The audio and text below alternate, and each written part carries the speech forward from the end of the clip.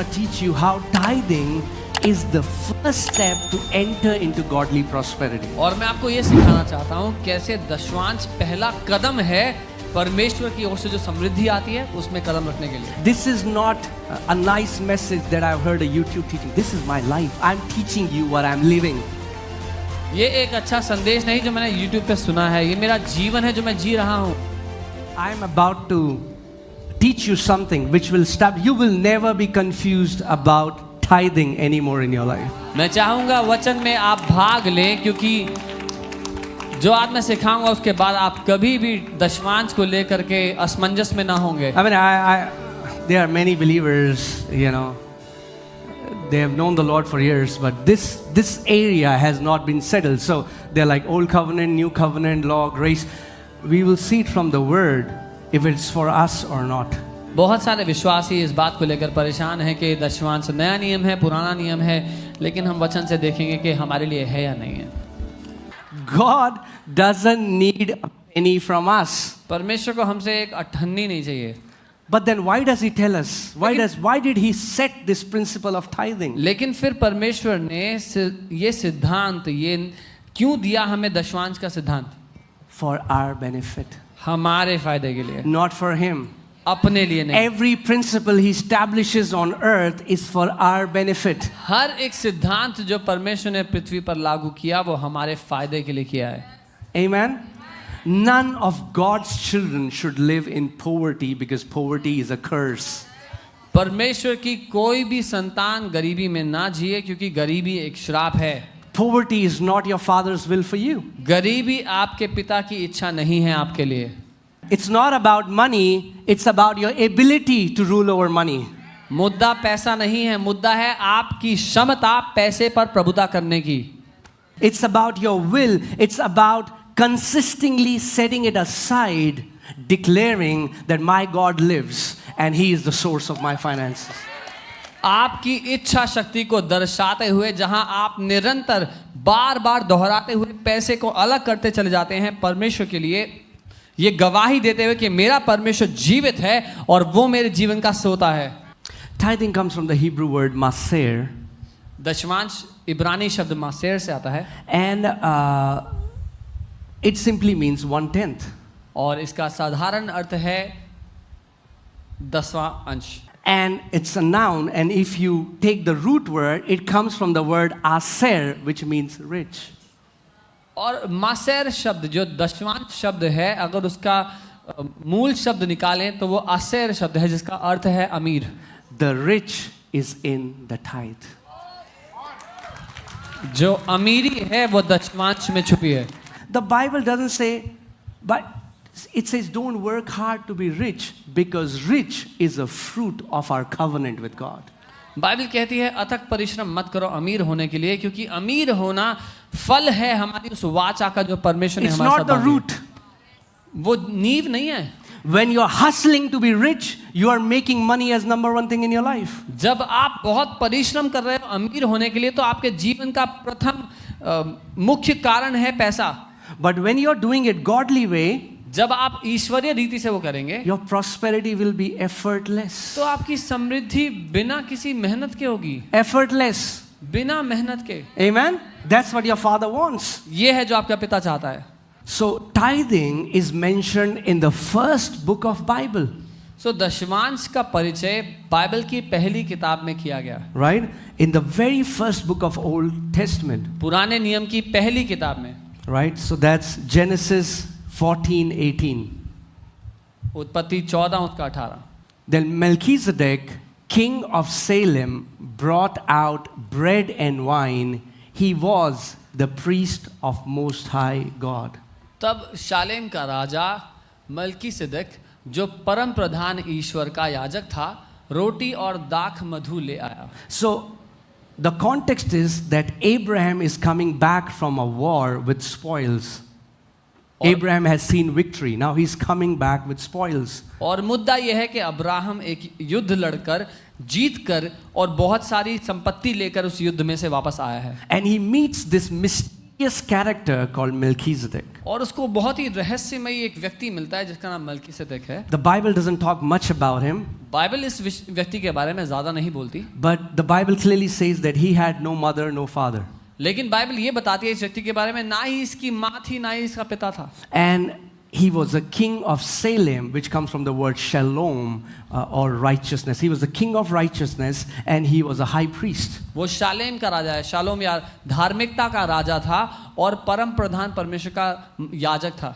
And many believe that he was a pre-incarnate appearance of Jesus Christ. Before people knew Jesus, he appeared as Melchizedek. और बहुत से लोग ये भी मानते हैं कि इससे पहले कि यीशु मसीह यीशु का रूप धारण करके पैदा हुए होते, यीशु मलकीसेदेक के रूप में आए। And now Abraham meets this man, this king priest called Melchizedek. और अब अब्राहम इस राजा याजक मलकीसेदेक से मिलता है। Now what did Melchizedek bring? Melchizedek क्या लेके आपने साथ? Bread and wine. रोटी और दाख मधु। What does that symbolize? ये क्या दिखाता है? Communion. Prabhu Bhoj. On the night Jesus was betrayed, he took bread and wine and said, "Eat, this is my body broken for you. Drink, this is my blood shed for you." जिस रात को यीशु को धोखा दिया यहूदा ने, उस रात यीशु ने अपने चेलों को रोटी दी, कहा खाओ ये मेरी देह है, और दाख मधु दी, कहा पियो ये मेरा लहू है नई वाचा का। And he blessed him and said, "Blessed be Abraham of Most High, possessor of heaven and earth." और उसने उनको आशीष दी और कहा परम प्रधान ईश्वर की ओर से जो आकाश और पृथ्वी का अधिकारी है, तू धन्य हो। And blessed be God Most High, who has delivered your enemies into your hand. और धन्य है परम प्रधान परमेश्वर जिसने तेरे विद्रोहियों को तेरे वश में कर दिया। And he, that means Abraham, gave him, Melchizedek, a tithe of all. और तब अब्राम ने उसको यानी कि मलकीसेदेक को सारी वस्तुओं का 10वां हिस्सा दिया। Now, nobody told Abraham to do that. अब किसी ने अब्राहम को नहीं कहा था कि ऐसा कर। But the thing with communion is, you remember Jesus gave communion to two disciples on the road to Emmaus and their eyes were open. When you take communion with the right heart, your eyes would open to many truths that are in the Bible. अब प्रभु भोज की बात ये है, अगर आपको याद हो Emmaus के रास्ते पर 2 शिष्य जा रहे थे यीशु मसीह के, जब उन्होंने प्रभु भोज लिया उनकी आंखें खुल गई। जब आप प्रभु भोज लेते हैं, राज्य के कई सत्य हैं जिनको देखने के लिए आपकी आंखें खुल जाती हैं। And Abraham, और Abraham without anybody telling him, बिना किसी के उसको बताए हुए, by revelation, प्रकाशन के द्वारा gave tithe दशमांश देने लगा of all that he had जो कुछ उसके पास था उस सब to Melchizedek. मलकीसेदेक को। You know that law was given 450 years after this. व्यवस्था इसके 450 साल के बाद दी गई।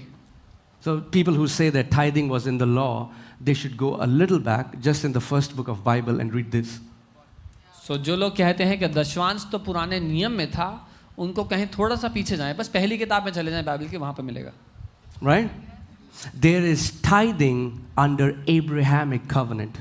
अब्राहम के साथ जो परमेश्वर की वाचा थी, वहां पर हम दशमांश को देखते हैं। And because nobody told Abraham, but he got revelation, the motivation for him to give was faith.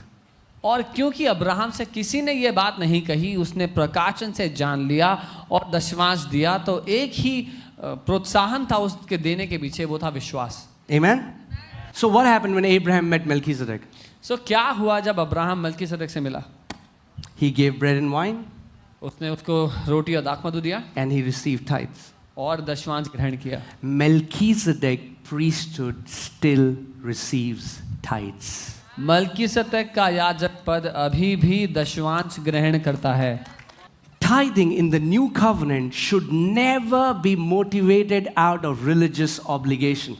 नई वाचा में आने के बाद दशमांश देना कभी भी धार्मिक दबाव या रीति रिवाज के कारण ना हो। Listen to this. सुनिए, In the new covenant, नई वाचा में you don't tithe because you have to, you get to tithe because it's a privilege.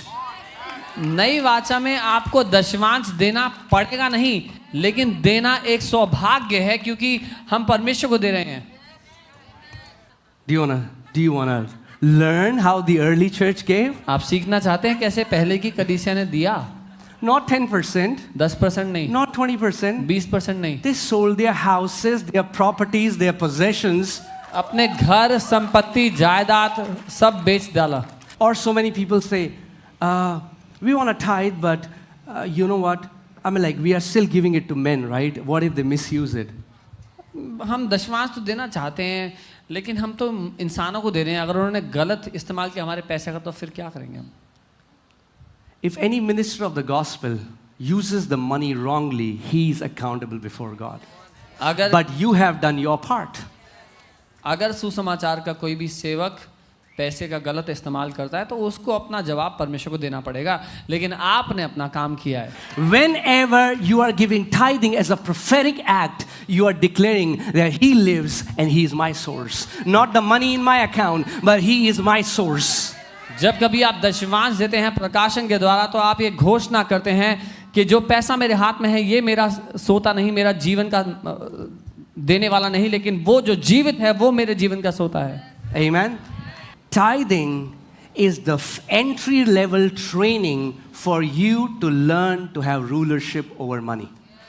क्योंकि जान लीजिए, दशमांश वो प्राथमिक प्रशिक्षण है, प्राथमिक प्रशिक्षण जिसके द्वारा आप पैसे पर प्रभुता करना सीखते हो.